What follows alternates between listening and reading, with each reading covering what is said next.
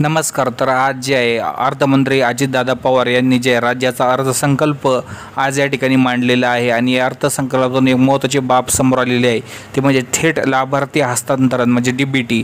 यामध्ये नमो किसान सन्मान निधी, PM किसान सन्मान निधी आणि बाकीच्या सर्व योजनांचा लाभ यामध्ये मिळवला जातो. 1 एप्रिल 2025 पासून ही योजना अतिशय गतिमान करण्यात येईल असं त्यांनी सांगितलेलं आहे. एकंदरीत बघितलं तर जे आहे DBTने म्हणजे डायरेक्ट बँक ट्रान्सफरने जे आहे पैसे बँक खात्यामध्ये डायरेक्ट हस्तांतरित केले जातात. DBTमुळे जे मधला भ्रष्टाचार कमी होतो आणि शेतकऱ्यांना जे मदत डायरेक्ट त्यांच्या अकाउंटवर पोहोचवली जाते. त्याचप्रमाणे एक दुसरी घोषणा अजितदादा पवार यांनी केली ती म्हणजे कोकणातील उल्हास आणि वैतरणा नद्यांच्या खोऱ्यातून 54.70 TMC पाणी गोदावरी खोऱ्यात वळवण्याचा प्रकल्प हाती घेण्यात येणार आहे. चांगली बाब आहे. मराठवाड्यातील सुमारे 2,40,000 हेक्टर क्षेत्राच्या सिंचनासाठी पाणी यामध्ये उपलब्ध होणार आहे. म्हणजे एक चांगली बाब आहे बुवा की नद्याजोड प्रकल्प जर केला आणि त्यामध्ये जर कोकणातील पाणी इकडे जर वळवलं आपल्या मराठवाड्यात, पश्चिम महाराष्ट्रात तर आणखीन भरभराट यामध्ये नक्की होईल. धन्यवाद व्हिडिओ बघितल्याबद्दल.